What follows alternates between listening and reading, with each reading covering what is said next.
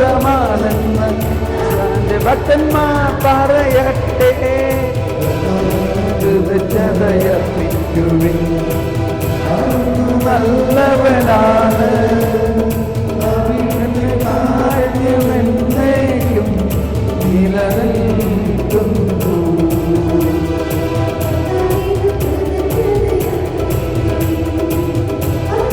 നല്ലവനാണ്,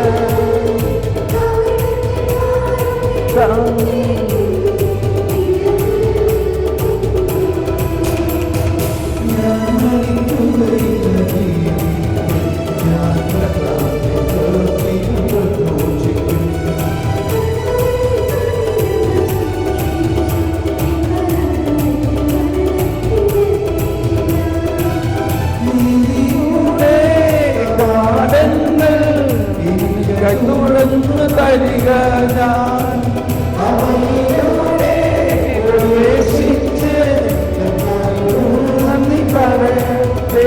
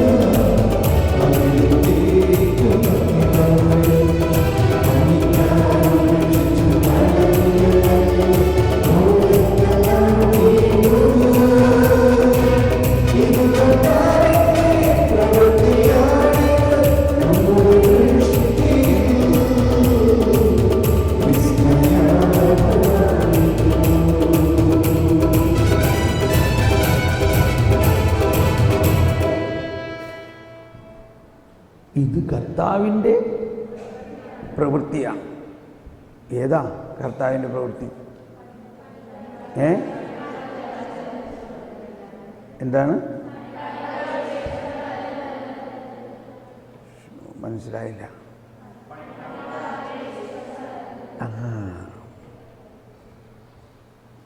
നീതിയുടെ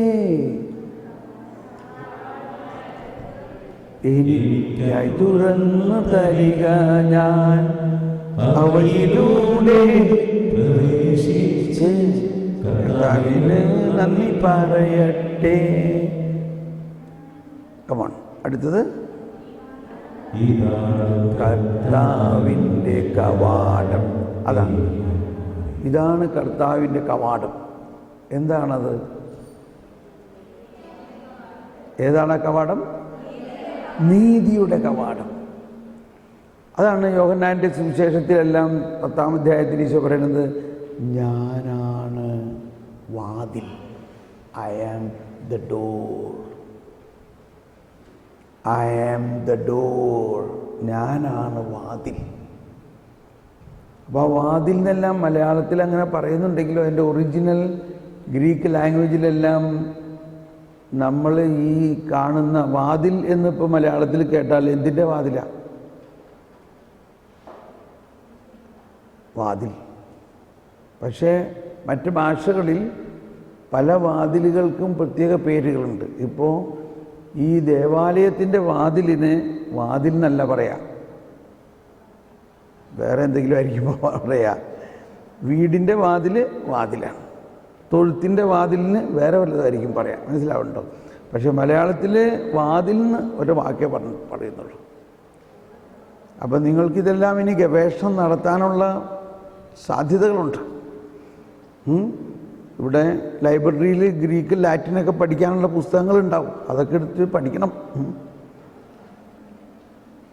അപ്പോൾ അതിൻ്റെ മൂല വാക്കുകളുടെയൊക്കെ അർത്ഥം മനസ്സിലാകുമ്പോഴാണ് നമ്മൾ ഈ പറയണ വാതിലൊന്നും അല്ല അവിടെ പറയണത്. ഈശോ ഐ ആം ദ ഡോർ, ഞാനാണ് വാതിൽ എന്ന് പറയുന്നത് വളരെ വളരെ വളരെ വളരെ വളരെ വളരെ വളരെ വളരെ വളരെ പ്രത്യേക ഒരു വാതിലാണ്. അതാണ് ഈ സങ്കീർത്തനത്തിലെ 118-ാം സങ്കീർത്തനത്തിൽ പറയുന്ന വാതിലാണത്. എന്താണ് ആ വാതിൽ? നീതിയുടെ വാതിൽ. അതായത് ദൈവത്തിൻ്റെ നീതി ഈ പ്രപഞ്ചം മുഴുവനിലേക്കും ഒഴുക്കുന്നത് യേശു എന്ന ആ വ്യക്തിയിലൂടെയാണ്. യേശു എന്ന വ്യക്തിയിലൂടെയാണ്. ആ യേശുവിനെ ദൈവപുത്രനായ ദൈവത്തിൻ്റെ ഏകജാതനെ മനുഷ്യപുത്രനായി ദൈവം ജനിപ്പിച്ചത് ഈ വാതിലാകാൻ വേണ്ടിയാണ്.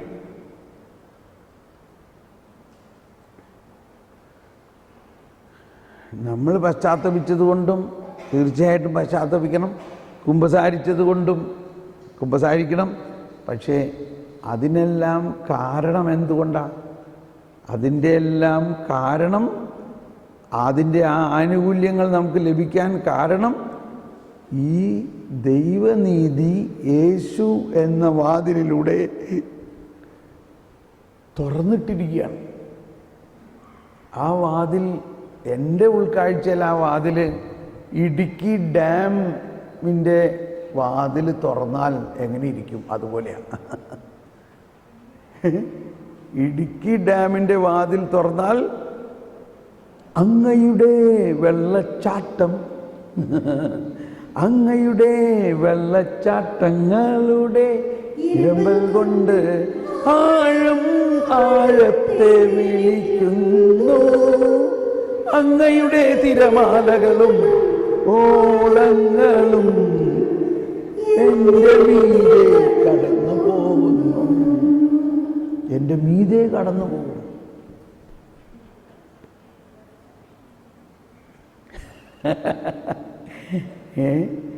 കഥാപ്രസംഗമായി തോന്നണല്ലേ?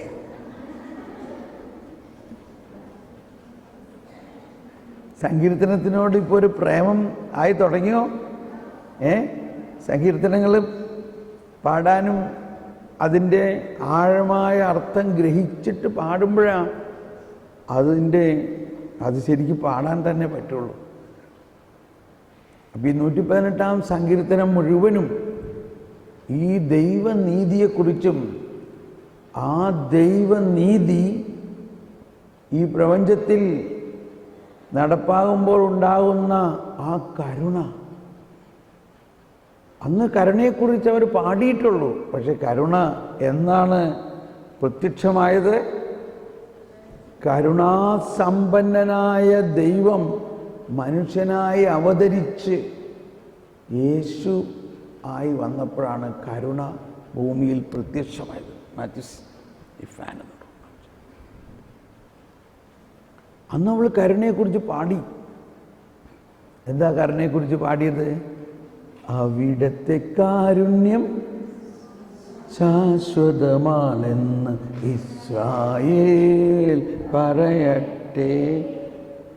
ചിലതുകൊണ്ട് പുറത്ത് മാറ്റിയിട്ട് ഈ ഫാൻ മൈക്കിൽ പിടിക്കാണ്ട് ഒന്നെല്ലാവരും അവിടത്തെ ശാശ്വതമാണെന്ന് ഇസ്രായേൽ പറയട്ടെ. ഇടത്തെ കാരുണ്യം ശാശ്വതമാണെന്ന് അഹരോന്റെ ഭവനം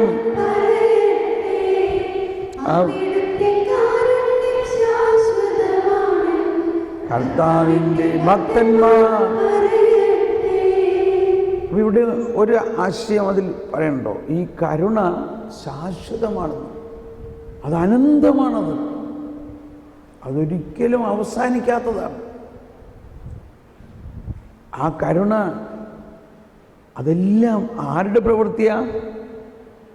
മനുഷ്യൻ്റെ പ്രവൃത്തിയിലൂടെ അല്ല, മനുഷ്യൻ്റെ അനുഷ്ഠാനത്തിലൂടെയല്ല, മനുഷ്യൻ്റെ പശ്ചാത്താപത്തിലൂടെയുമല്ല, മനുഷ്യൻ പാപത്തിൽ നിന്ന് മാറുന്നതിലൂടെയുമല്ല. ഇത് കർത്താവിൻ്റെ പ്രവൃത്തിയാണിത് നമ്മുടെ ദൃഷ്ടിയിൽ വിസ്മയാവഹം ആയിരിക്കുന്നു. വിസ്മയാവഹമായൊരു കാര്യമാണ് കണ്ടോ, നിഗൂഢവും വിസ്മയാവഹവുമായ ജ്ഞാനം. അപ്പോൾ വിസ്മയാവഹമായൊരു കാര്യമാണ് എന്ത്? ഈ കരുണ തന്നെ. ആ കരുണയാണ് ദൈവം സൗജന്യമായിട്ട് കൊടുക്കുന്നത്. ഏറ്റവും കൂടുതൽ കരുണ ആർക്കാ ലഭിക്കുക? ആർക്കാ ഏറ്റവും കൂടുതൽ കരുണ ലഭിക്കുക? ഏറ്റവും വലിയ പാപിക്ക്. അപ്പോൾ നിങ്ങളിൽ ആരെങ്കിലും ഞാൻ വലിയ പാപിയാണെന്ന് തോന്നുന്നുണ്ടെങ്കിൽ ആ ആൾക്ക് കിട്ടുന്ന പ്രിവിലേജ് എന്താ? എന്താ പ്രിവിലേജ്? ആ ആൾക്ക് ഏറ്റവും കൂടുതൽ കരുണ ലഭിക്കും എന്ന് വിചാരിച്ച് ഏറ്റവും കൂടുതൽ പാപം ചെയ്യാനുള്ള ഒരു പ്രോത്സാഹനമായിട്ട് അതിനെ കണക്കാക്കരുത്. ഏറ്റവും കൂടുതൽ പാപിക്ക്, ഏറ്റവും വലിയ പാപിക്ക് ഏറ്റവും കൂടുതൽ കരുണ ലഭിക്കും. ഇതാണ് സുവിശേഷം. എന്താണത്? സുവിശേഷം, സദ്വാർത്ത അല്ലേ? അതൊരു വാർത്തയല്ലേ? അപ്പോൾ നമ്മൾ ഇത്രയും നാളും വിചാരിച്ചിരിക്കുന്നത് പാപിയെ നരകത്തിൽ കൊണ്ടുപോകുന്ന, പാപിയെ ശിക്ഷിക്കുമെന്നാണ്. പാപിക്ക് നീ തന്നെ തെറ്റ് ചെയ്താൽ നിനക്ക് നല്ല ശിക്ഷ കിട്ടും. അങ്ങനെ ഒരു നീതിയാണ് ഫരിസേയരും നിയമജ്ഞരും മനസ്സിലാക്കിയിരുന്നത് എങ്കിൽ യേശുക്രിസ്തു വന്നിട്ട് ഒരു സദ്വാർത്ത നൽകിയിരിക്കുകയാണ്, ഒരു പുതിയ നീതി. എന്താണ് ഈ പുതിയ നീതി? ഏറ്റവും വലിയ പാപിക്ക് ഏറ്റവും കൂടുതൽ കരുണ കിട്ടും. അവനെ ശിക്ഷിക്കാനല്ല വന്നത്, രക്ഷിക്കാനാണ് വന്നത്. അതിനാണ് സുവിശേഷം എന്ന് പറയുന്നത്. ഈ ബോധ്യത്തോടെയാണ് ഈ 4 സുവിശേഷവും വായിക്കേണ്ടതും. അതുകൊണ്ടാണ് ഈശോ പറഞ്ഞത് ഈ സുവിശേഷം ലോകം മുഴുവൻ പ്രഘോഷിക്കപ്പെടണം, അതിനുശേഷമേ വീണ്ടും വരവും ഉണ്ടാവുള്ളൂ. മനസ്സിലായോ? ഇപ്പം ഈ 2000 വർഷമായിട്ടും വാസ്തവത്തിൽ നമ്മൾ ഈ സുവിശേഷം മനസ്സിലായി വരുന്നേ ഉള്ളൂ. എന്താണ് സുവിശേഷം? ഈ വർഷം കരുണയുടെ മഹാജൂബിലി. സാധാരണ ജൂബിലി അല്ല. എന്താ ഇവിടെ എഴുതി വെച്ചേക്കണേ? Extraordinary, yes, extraordinary jubilee of mercy. എന്താണ് അതിനകത്ത് എക്സ്ട്രോർഡിനറി എന്ന് പറയുന്നത്? ഇത് കർത്താവിൻ്റെ പ്രവൃത്തിയാണിത് നമ്മുടെ ദൃഷ്ടിയിൽ വിസ്മയാവഹം ആയിരിക്കും. അപ്പം നമ്മുടെ ദൃഷ്ടിയിൽ ഇത് വിസ്മയാവഹമാണ്. നമുക്കിത് മനസ്സിലാക്കാൻ തന്നെ പറ്റില്ല, ഇപ്പോഴും മനസ്സിലാക്കാൻ പറ്റുന്നുമില്ല. കരുണയുടെ കവാടം ഇഷ്ടംപോലെ സ്ഥലത്ത് തുറന്നിട്ടുണ്ട്. എന്നിട്ട് നമുക്ക് കരുണ വല്ലവരോടും തോന്നുന്നുണ്ടോ?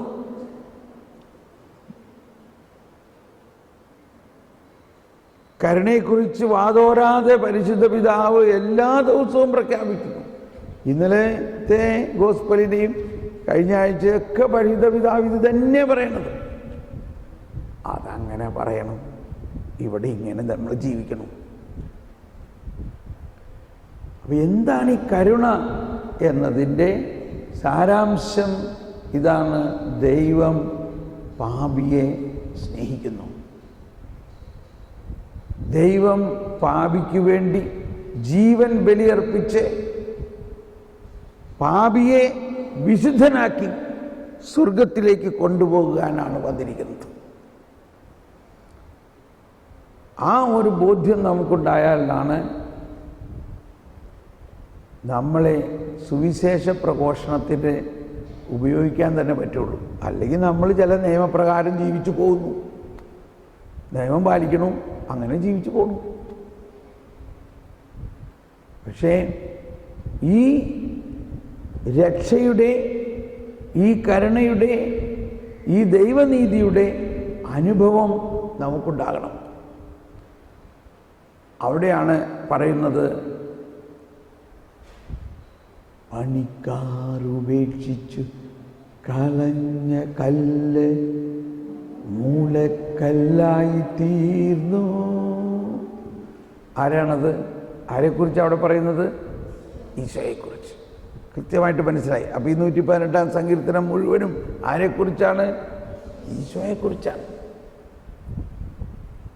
ഇനി ആ സങ്കീർത്തനം പാടുമ്പോഴാണ്, ആ ബോധ്യത്തോടെ ആ സങ്കീർത്തനം പാടുമ്പോഴാണ്, ഓ എന്തോ ഒരു അനുഭവമാണ്.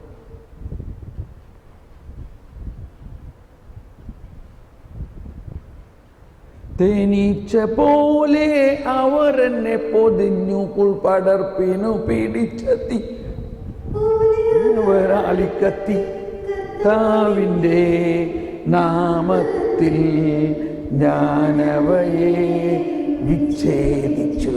കണ്ടോ എന്താണത്?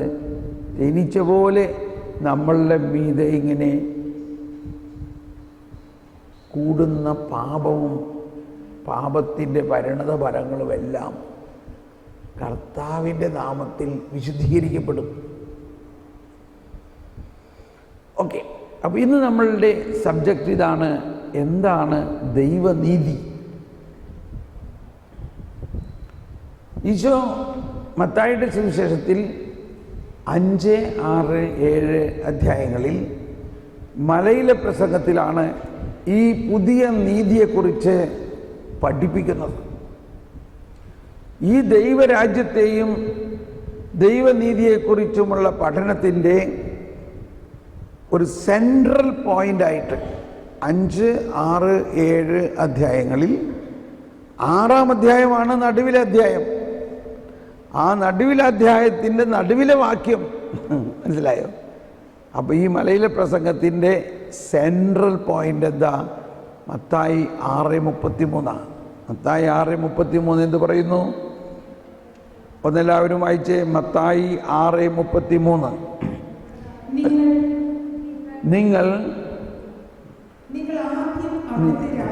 നിങ്ങൾ ആദ്യം അവിടുത്തെ രാജ്യവും അവിടുത്തെ നീതിയും അന്വേഷിക്കുക, അതോടൊപ്പം മറ്റുള്ളവയെല്ലാം നിങ്ങൾക്ക് ലഭിക്കും. അപ്പോൾ ഈ മറ്റുള്ളവയെല്ലാം എന്നിവിടെ പറയുന്നത് ഭൗതികമായിട്ടുള്ള ഒരു കാര്യത്തെക്കുറിച്ച് അല്ല. പക്ഷെ നമ്മൾ സാധാരണഗതിയിൽ ധ്യാനത്തിനെല്ലാം പോകുമ്പോഴെല്ലാം സാക്ഷ്യങ്ങൾ കേട്ടിട്ടില്ലേ? എന്താ സാക്ഷ്യം കേട്ടിരിക്കുന്നത്? ഞാനിങ്ങനെ വിസ കിട്ടാണ്ട്, ജോലി കിട്ടാണ്ട്, അല്ലെങ്കിൽ കടബാധ്യത മാറാണ്ട് വിഷമിച്ചിരിക്കുമ്പോൾ തോന്നി ഒരു ധ്യാനം കൂടാമെന്ന്. ഞാൻ ധ്യാനത്തിൽ മുഴുവനും പ്രാർത്ഥിച്ചു, അയ്യോ എനിക്ക് വിസ കിട്ടണേ, അയ്യോ എൻ്റെ കടബാധ്യത കിട്ടണേ, മാറണേ എന്നൊക്കെ പ്രാർത്ഥിച്ചു. ധ്യാനം കൂടിക്കഴിഞ്ഞപ്പോൾ വിസ വന്നു. ആദ്യം അവിടുത്തെ രാജ്യവും നീതി അന്വേഷിക്കുക, അപ്പോൾ ബാക്കിയുള്ളതെല്ലാം കൂട്ടിച്ചേർക്കപ്പെടും. Praise the Lord. സാക്ഷ്യം. ഇപ്പം എന്താണ് അതിൽ നിന്ന് മനുഷ്യൻ മനസ്സിലാക്കുന്നത്? ഈ കൂട്ടിച്ചേർക്കപ്പെടും എന്ന് പറയുന്നത് എന്തോ ഭൗതികമായ നേട്ടങ്ങളോ നമ്മൾ പ്രാർത്ഥിച്ച ചില നിയോഗങ്ങളോ അതല്ല ഇവിടെ പറയുന്നത്. ഇതിനെ ആത്മീയമായ ദൈവരാജ്യത്തെക്കുറിച്ചുള്ള രഹസ്യങ്ങളും ദൈവരാജ്യത്തിൻ്റെ വിസ്മയാവഹമായ കാര്യങ്ങൾ ദൈവനീതിയുടെ മനുഷ്യ മനസ്സിന് അഗ്രാഹ്യമായ കാര്യങ്ങളാണ് ബാക്കിയുള്ളവ എന്ന് പറയുന്നത്. സുവിശേഷത്തിൻ്റെ തന്നെ അർത്ഥം മനസ്സിലാകുന്നതിനെയാണ് പറയുന്നത്. അപ്പോൾ ഇവിടെ ഒരു ക്ലിയർ ഡയറക്ഷൻ തന്നിരിക്കുകയാണ്. ഈ ദൈവരാജ്യത്തെക്കുറിച്ച്, യേശുവിലൂടെ വന്നിരിക്കുന്ന ഈ പുതിയ ജീവിത ശൈലിയെക്കുറിച്ചുമെല്ലാം പഠിക്കണമെങ്കിൽ ആദ്യം എന്ത് പഠിക്കണം? ആദ്യം എന്ത് മനസ്സിലാക്കണം? ദൈവരാജ്യം എന്തെന്നും അതോടൊപ്പം മറ്റെന്ത് മനസ്സിലാക്കണം? ദൈവനീതി എന്തെന്നും. നമ്മൾ ഇന്നലെയും മിനിയാന്നും നമ്മൾക്ക് കിട്ടിയ ആശയം ഇതായിരുന്നു. ക്രിസ്തുവിലുള്ള നമ്മുടെ ജീവിതത്തിൻ്റെ ഉറവിടം അവിടുന്ന് തന്നെയാണ്. ദൈവം അവനെ നമുക്കായി എന്തെല്ലാം 4 കാര്യങ്ങൾ. ദൈവം അവനെ നമുക്കായി ജ്ഞാനവും നീതിയും വിശുദ്ധീകരണവും പരിത്രാണവുമാക്കി. അപ്പോൾ കഴിഞ്ഞ 2 ദിവസം മുഴുവനും നമ്മൾ ദൈവം അവനെ ജ്ഞാനമാക്കിയ കാര്യമാണ്.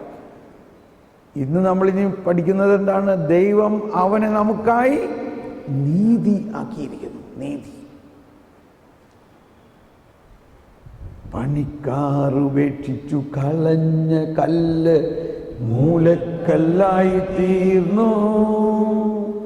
ഇത് കർത്താവിൻ്റെ പ്രവൃത്തിയാണിത് നമ്മുടെ ദൃഷ്ടിയിൽ വിസ്മയാവഹമായിരിക്കുന്നു. അതാണ് നീതി. നീതിയുടെ കവാടങ്ങൾ എനിക്കായി തുറന്നു തരിക, ഞാൻ അവയിലൂടെ പ്രവേശിച്ച് നന്ദി പറയട്ടെ. അപ്പോൾ നീതിയുടെ കവാടം നമ്മുടെ സുറിയാനി കുർബാനക്രമത്തിൽ 2ാമത്തെ ഈശോയെ ഇങ്ങനെ ഉയർത്തിക്കൊണ്ട് എലിവേഷൻ കഴിഞ്ഞിട്ടുള്ളൊരു പാട്ടിതാണ്. നീതിയുടെ വാതിൽ ഞങ്ങൾക്കായി തുറക്കേണമേ, തിരുസന്നിധിയിൽ പാപികളെ വരെയും മാടി വിളിച്ചവനാം അനുതാപികളാമേവർക്കും വാതിൽ തുറന്നു കൊടുത്തവനാം കരുണാമയനാം കർത്താവേ, നിൻ സവിധേ വന്ദനയൻ, നിൻ സ്തുതികൾ ഞങ്ങൾ പാടട്ടെ. നീതിയുടെ വാതിൽ ഞങ്ങൾക്കായി തുറക്കേണമേ. തുറന്നു കഴിഞ്ഞിരിക്കുകയാണ്.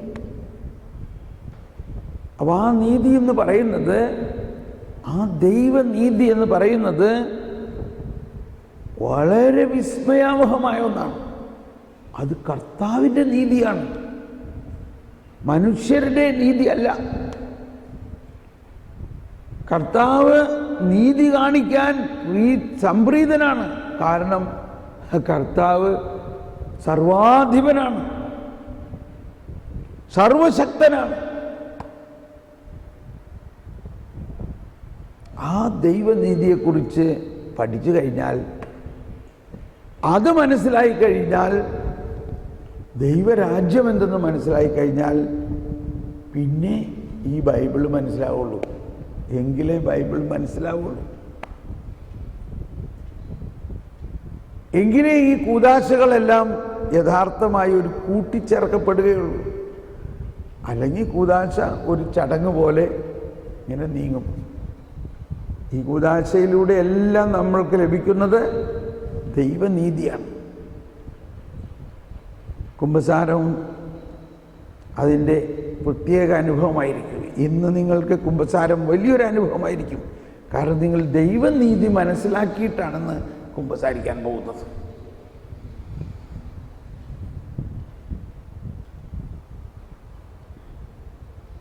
ഒന്നുകൂടി വായിച്ച വചനം 6:33. നിങ്ങൾ ആദ്യം അവിടുത്തെ രാജ്യവും അവിടുത്തെ നീതിയും അന്വേഷിക്കുക. അതോടൊപ്പം മറ്റുള്ളവയെല്ലാം നിങ്ങൾക്ക് ലഭിക്കും. മറ്റുള്ളവയെല്ലാം നിങ്ങൾക്ക് ലഭിക്കും. നമുക്ക് എൻ്റെ ഒരു എളിയ അഭിപ്രായം ഇതാണ്. ഈ മറ്റുള്ളവയെല്ലാം അല്ലെങ്കിൽ നമ്മുടെ നിയോഗങ്ങളെല്ലാം തന്നെ ഭൗതികമായ മാനത്തിൽ കുടുങ്ങിക്കിടക്കുകയാണ്. നമ്മുടെ വീട്ടുകാരുടെ കാര്യം, വീട്, കടബാധ്യത, അവരുടെ മക്കളുടെ ജോലി, അപ്പം നമ്മളിവിടെ കന്യാസ്ത്രീയായിട്ട് ജീവിതം മുഴുവനും കർത്താവിന് വേണ്ടി തന്നേക്കുന്ന ആളാണെങ്കിലും നമ്മളിവിടെ വന്നിരുന്നിട്ട് വീട്ടിലെ കാര്യം ആലോചിച്ചുകൊണ്ടിരിക്കുകയാണെങ്കിൽ എന്തായിരിക്കും നമ്മുടെ അവസ്ഥ? വലിയ ഒരു ദാരുണമായ അവസ്ഥയായിരിക്കും. നമ്മൾ എന്ത് കാര്യം അന്വേഷിക്കണം? ദൈവരാജ്യത്തിൻ്റെയും ദൈവത്തിൻ്റെ നീതിയും അന്വേഷിക്കുക. നമ്മൾ ഈ സുവിശേഷത്തിലെ വചനങ്ങളുടെ തന്നെ അർത്ഥം അതൊന്നും ഭൗതികമായ കാര്യങ്ങളെപ്പറ്റി അല്ല, ഒന്നുമല്ല.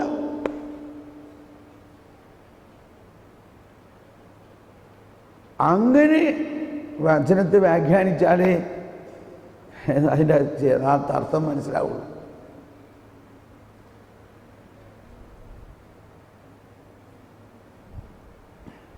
നമ്മുടെ ചിന്തയിലും നമ്മൾ നമ്മുടെ വീട്ടുകാരുടെ അഭിവൃദ്ധിയെക്കുറിച്ചൊന്നും ഭൗതികമായ കാര്യങ്ങളെക്കുറിച്ചും ഒന്നും ഇടപെടണ്ട. അത് കർത്താവ് നടത്തിക്കോളും. ഈശോ പറഞ്ഞിട്ടുണ്ട്, എന്ത് ഭക്ഷിക്കുമെന്നോ എന്ത് പാനം ചെയ്യുമെന്നോ ഭക്ഷണത്തെക്കുറിച്ചോ എന്ത് ധരിക്കുമെന്നോ വസ്ത്രത്തെക്കുറിച്ചോ നിങ്ങൾ ആകുലപ്പെടണ്ട. അതെല്ലാം നിങ്ങളുടെ പിതാവിന് അറിയാം, അതൊക്കെ നിങ്ങൾക്ക് ആവശ്യമാണെന്ന്. അതെല്ലാം തക്ക സമയത്ത് അവിടെ കൊടുത്തോളൂ. നിങ്ങൾ ആദ്യം അവിടുത്തെ രാജ്യവും നീതിയും അന്വേഷിക്കുക. അതായത് ഈ ഭൗതികമായ മാനത്തിന് വിട്ടിട്ട് അത് വിട്ടേക്ക്, അതിനെക്കുറിച്ച് അന്വേഷിക്കണ്ട. ദൈവികമായ രഹസ്യങ്ങളിലേക്ക് നിങ്ങൾ തിരിയും. ദൈവരാജ്യത്തിൻ്റെയും ദൈവനീതിയുടെയും രഹസ്യങ്ങൾ നിങ്ങൾ പഠിക്കൂ. അപ്പോൾ ഈ പഠനം എന്നാണ് ഇതിൽ പറയുന്നത്. മലയിലെ പ്രസംഗത്തിൻ്റെ ആദ്യത്തിൽ തന്നെ 5-ാം അധ്യായത്തിൽ 1-2-11 നോക്കിയേ. 5-ാം അധ്യായം, മത്തായി 5-ാം അധ്യായം. ജനക്കൂട്ടത്തെ കണ്ടപ്പോൾ യേശു ഒരു മലയിലേക്ക് കയറി. അവിടെ ഇരുന്നപ്പോൾ ശിഷ്യന്മാർ അടുത്തെത്തി. അവൻ അവരെ പഠിപ്പിക്കാൻ തുടങ്ങി. കണ്ടോ, അതുകൊണ്ടാണ് ഞാനിങ്ങനെ ഇരുന്ന് പഠിപ്പിക്കുന്നത്. എൻ്റെ മുട്ടിന് ഇത്തിരി വേദനയുണ്ട്, അതുകൊണ്ട് ഇരുന്നതാണ് കേട്ടോ. എങ്കിലും ഞാനതൊരു കോയിൻസിഡൻസുമായി തോന്നുകയാണില്ലേ. ഈ മലയെന്ന് പറഞ്ഞാൽ നമ്മുടെ നാട്ടിലെ മല മാതിരി അല്ല. ഇസ്രായേലിലെ അല്ലെങ്കിൽ ജെറുസലേമിലെ മലകൾ വലിയ പൊക്കമൊന്നുമില്ല, ഒരു ചെറിയ. നിങ്ങളാരെങ്കിലും ഈ ബിയാറ്റിറ്റ്യൂഡ് മലയിൽ പോയിട്ടുണ്ടോ? ഹോളി ലാൻഡിൽ പോയിട്ടുള്ളവർ എത്ര പേരുണ്ട് ഇവിടെ?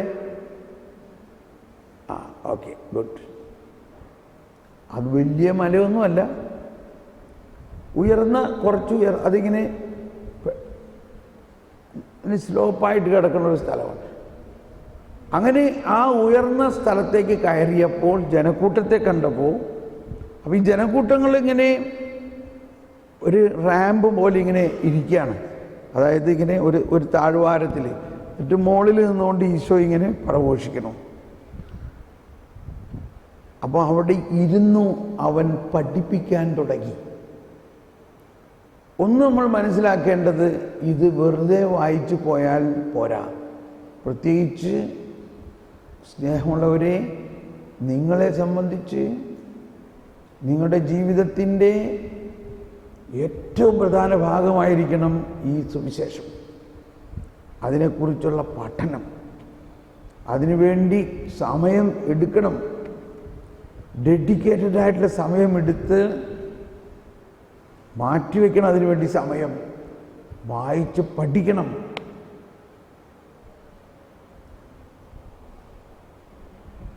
ഒരു കാര്യം,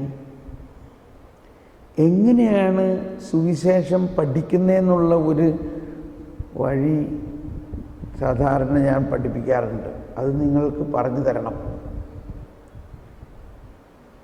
അതിപ്പോൾ വേണോ?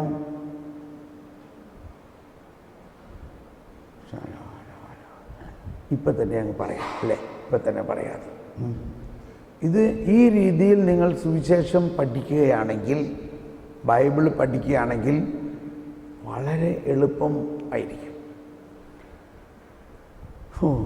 അതൊരു പഠന ഓക്കെ.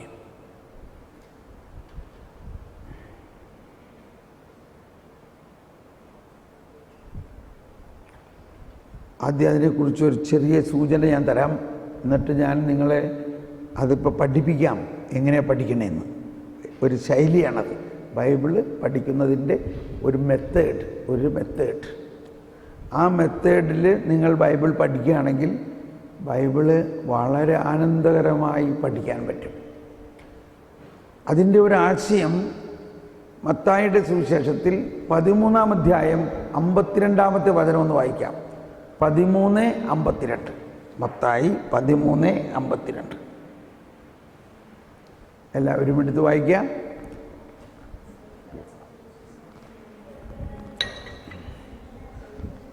ജ്ഞാനത്തിൻ്റെ ടോക്ക് അവസാനിച്ചു ഇല്ലേ?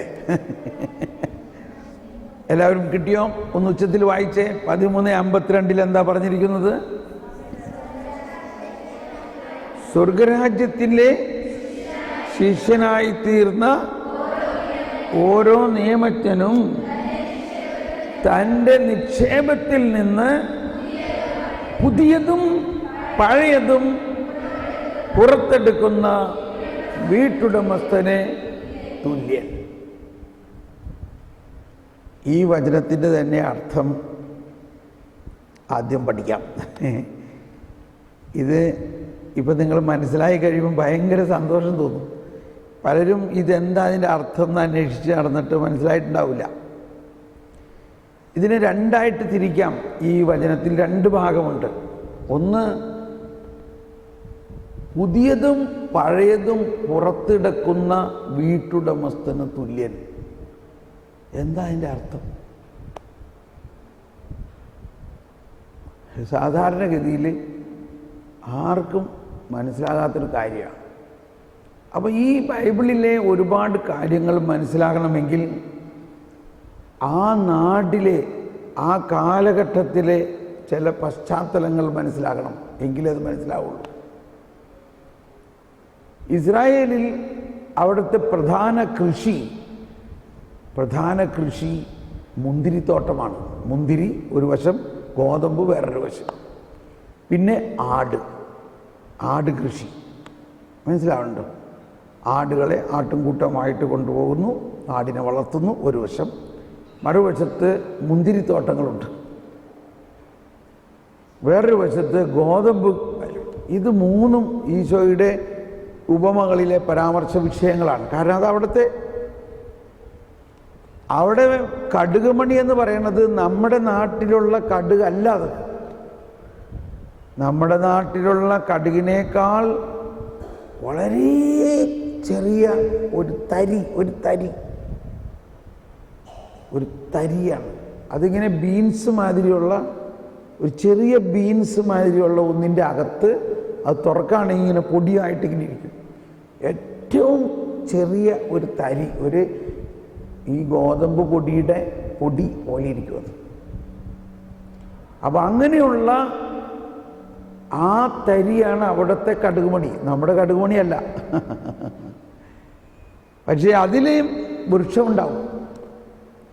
അപ്പം ഞാൻ ഈ ആശയങ്ങൾ പറയുമ്പോൾ ഇവിടെ പറയുന്നത് പുതിയതും പഴയതും പുറത്തെടുക്കുന്ന വീട്ടുടമസ്ഥൻ എന്ന് പറഞ്ഞാൽ ഇസ്രായേലിൻ്റെ ഒരു സാധാരണ വീട്ടിലെ ഏത് വീട്ടിൽ ചെന്നാലും അവിടുത്തെ ആതിഥ്യ മര്യാദ എന്ന് പറഞ്ഞാൽ, ഇപ്പം നമ്മളുടെ വീട്ടിലൊരു അതിഥി വന്നു കഴിഞ്ഞാൽ നമ്മൾ അവരോട് ചോദിക്കും, എന്താ കുടിക്കാൻ എടുക്കണ്ടേ, ചായ വേണോ കാപ്പി വേണോ, ചോദിക്കൂലേ? എന്ന പോലെ അവർ കുടിക്കാൻ കൊടുക്കുന്നത് വെള്ളമോ കൂൾ ഡ്രിങ്കോ ചായയോ കാപ്പിയോ ഒന്നുമല്ല, അവർ കുടിക്കാൻ കൊടുക്കുന്നത് വീഞ്ഞാണ്, വീഞ്ഞ്. അപ്പോൾ ആ വീഞ്ഞ് അവർ കുടിക്കാൻ കൊടുക്കുമ്പോൾ സാധാരണ നടപ്പ് ഇതാണ്, നാട്ടു നടപ്പനുസരിച്ച് ആദ്യം പുതിയ വീഞ്ഞ് കൊടുക്കണം. ആ പുതിയ വീഞ്ഞ് വിളമ്പി അത് കുടിച്ച് ഗുഡ്, നന്നായിട്ടുണ്ട്, കുടിച്ചു കഴിഞ്ഞ് ഒരുവിധം മത്ത് ആയി കഴിയുമ്പോൾ പിന്നെ കൊടുക്കേണ്ടത് പഴയ വീഞ്ഞാണ്. ഓർക്കുന്നുണ്ടോ ആ കലവറക്കാരൻ പറഞ്ഞത്? സാധാരണ എല്ലാവരും ആദ്യം പുതിയത് വിളമ്പിയിട്ട് പിന്നെ, അത് സാധാരണ അവരുടെ നാട്ടു നടപ്പാണ്. അപ്പോൾ വീട്ടുടമസ്ഥൻ സാധാരണ അവരുടെ വീട്ടിൽ ഒരു ഒരു കെല്ലർ, അല്ലെങ്കിൽ എന്താ പറയുക, ഒരു ബേസ്മെൻ്റ് ഉണ്ടാവും. അവിടെ ചുമരിൻ്റെ അകത്തുള്ള ദ്വാരങ്ങളിലൊക്കെയാണ് ഈ വീഞ്ഞിൻ്റെ തുകൽക്കുടങ്ങൾ വെച്ചിരിക്കുന്നത്. അവിടെ പോയിട്ട് പുതിയതും പഴയതും എടുത്തുകൊണ്ടുവരും. എന്നിട്ട് പുതിയത് ആദ്യം വിളമ്പും, അത് കുടിച്ച് കുറച്ച് കഴിയുമ്പോൾ പഴയത് വിളമ്പും. ഈ ഒരു ഫിനോമിനായെ, ആ ഒരു കൾച്ചറിനെ ഈശോ ഇവിടെ, അപ്പോൾ ഒരുപാട് സ്ഥലത്ത് അവരുടെ കൾച്ചറിനെ ഈശോ രക്ഷാകര പദ്ധതിയിലെയും പഠന വിഷയമാക്കുകയാണ്. ഈശോ കാല് കഴുകുന്നു. എന്തുകൊണ്ടാ?